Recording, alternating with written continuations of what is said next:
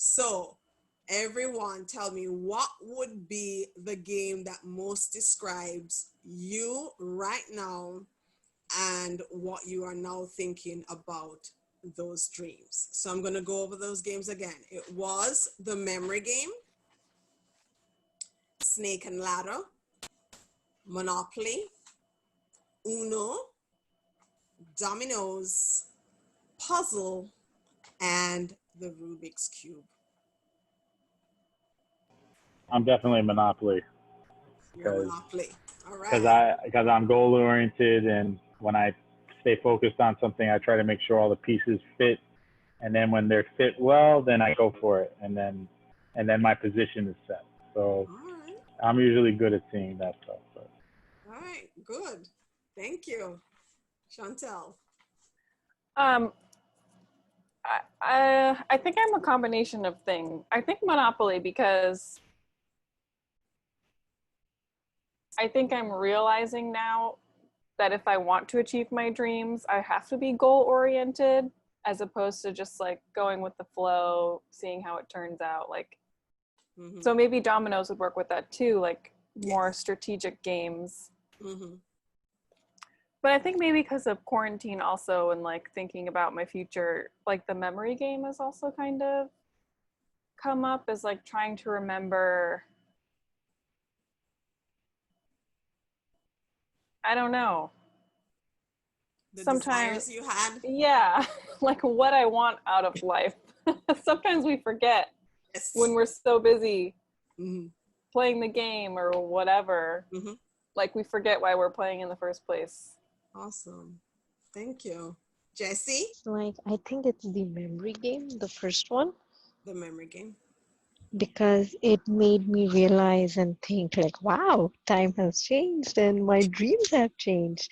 Like I wanted to become something else before, and now like I want to become something else, and I am becoming something else.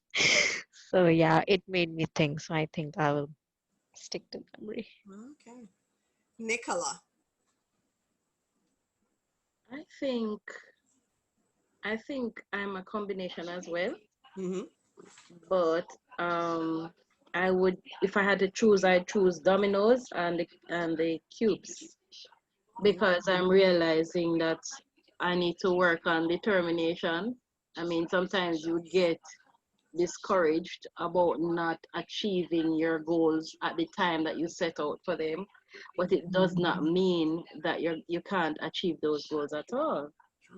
And then dominoes, where you have to read what's happening in your life, and make the right play at the right time. Awesome. Thank you. You're welcome. Corey? I'd probably say the cubes, just figuring my way as I go along. Sometimes it works out, sometimes it don't. Okay, thank you. Alcinda? Okay, I'll say my life sometimes is like a snake and ladder. You know, I might just put in this hard work, but sometimes a stroke of luck would just turn up, or sometimes, as I call it, blessings, you know, would just happen. It helps to give you sort of like success or failure, the snake and ladder, and you just have to make up your mind what is what, you know, or what you really want. Whoa. I think it would be more than one. Yes. The snake and ladder was the first one that jumped out at me because, you know, as Alcinda even explained, and it's like as she was explaining it, I was just identifying with it right away. You know, sometimes you, as you say, a stroke of luck or blessing, and you get to climb that ladder. And sometimes the ladder may be short, sometimes it's much longer, but then somewhere along the line, you get bitten by a snake and you have to find your way back down to the tail and try to work your way back up. And then Uno also jumps out at me. I guess probably because of the type of person I am. I like to see things lined up in a row and everything all together, you know, and life isn't always like that. So I think that has also taught me to, you know, take stock of the times and what is happening and see how best you can adjust, but still achieve what it is that you want to achieve. Awesome. Thank you.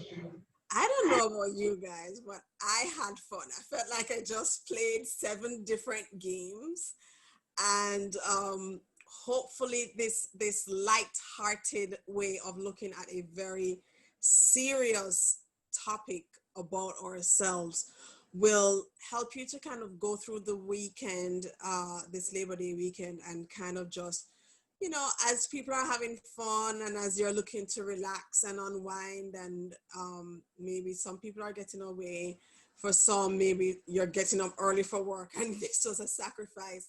Whatever it was, I am hoping that this very short, unusual way of looking at your dreams will help you to do one thing: finish the game. Win or lose, finish the game. You know, as a child, the worst thing that could happen is if an adult comes in what you feel is at the middle of your game and say, time's up. Nobody wants to hear that. Nobody wants to hear time's up. You do not have any more time to play.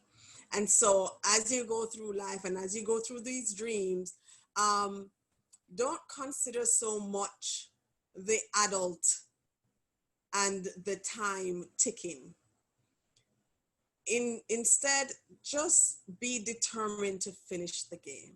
Whatever that game may be, no matter how it changes, no matter how it transforms and morphs into a whole other creature, whether you think that you're doing something because you really failed at what you really wanted to have, finish the game and finish it well. Because no one likes playing with someone who doesn't know how to play the game. So learn the game. The game is your life.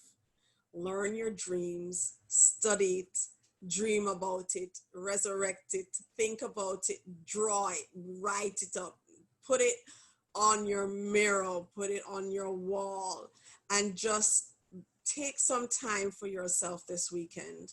And even as the rest of the year continues, remind yourself the game must be played and it should be finished. That's the only way to enjoy life. All right.